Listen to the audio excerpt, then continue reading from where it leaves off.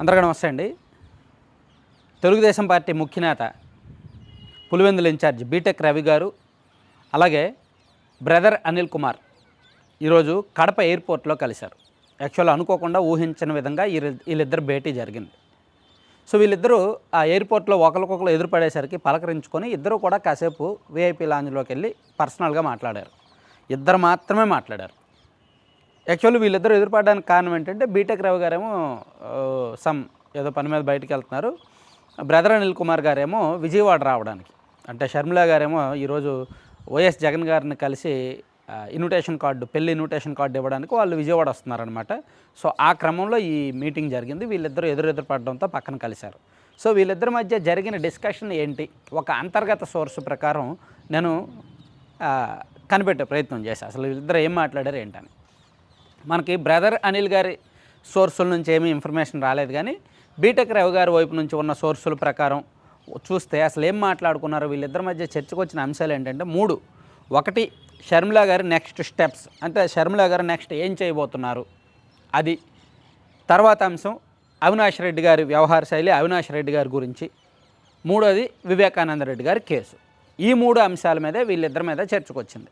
ఈ 3టితో పాటు రాష్ట్ర రాజకీయాలు ఎలా ఉన్నాయి, ఏంటి, పరిపాలన ఎలా ఉంది, ప్రభుత్వం పరిస్థితి ఎలా ఉంది, ప్రభుత్వం మారే అవకాశం ఉందా ఏంటనేది ఇద్దరూ కూడా వాళ్ళ పర్సనల్ అభిప్రాయాలు, పార్టీల అభిప్రాయాలు పార్టీలు పక్కన పెట్టి కాసేపు మాట్లాడుకున్నారు. సో ఈ క్రమంలోనే షర్మిల గారు కడప ఎంపీగా పోటీ చేయడానికి ఇంట్రెస్ట్గా ఉన్నారు అనేది అక్కడ వాళ్ళిద్దరి మధ్య జరిగిన డిస్కషన్ అంట. కడప ఎంపీగా కాంగ్రెస్ పార్టీలో చేరుతారు.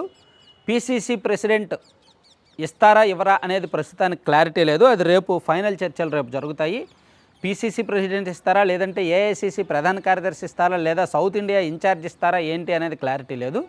కానీ కాంగ్రెస్ పార్టీలో ఏ పదవిలో ఉన్నా సరే ఆమె కాంగ్రెస్ పార్టీ నుంచి కడప ఎంపీ సీటు నుంచి పోటీ చేయడానికి ఆసక్తి చూపుతున్నారు అనేది బ్రదర్ అనిల్ గారు ఇచ్చిన సమాచారం అంట.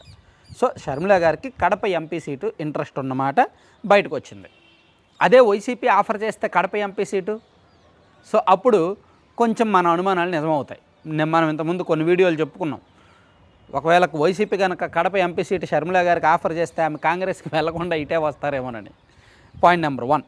ఇక రెండోది, వైఎస్ వివేకానంద రెడ్డి గారి కేసులో జరుగుతున్న పరిణామాలు, రకరకాల అరెస్టులు, ఆ కేసులో తిరిగి సునీతారెడ్డి గారిని కొన్ని కేసులు పెట్టడం, అలాగే సిబిఐ అధికారులను, ఆ కేసు విచారిస్తున్న సిబిఐ అధికారుల మీద కేసులు పెట్టడం, ఇవన్నీ కూడా వాళ్ళిద్దరి మధ్య చర్చకొచ్చాయి.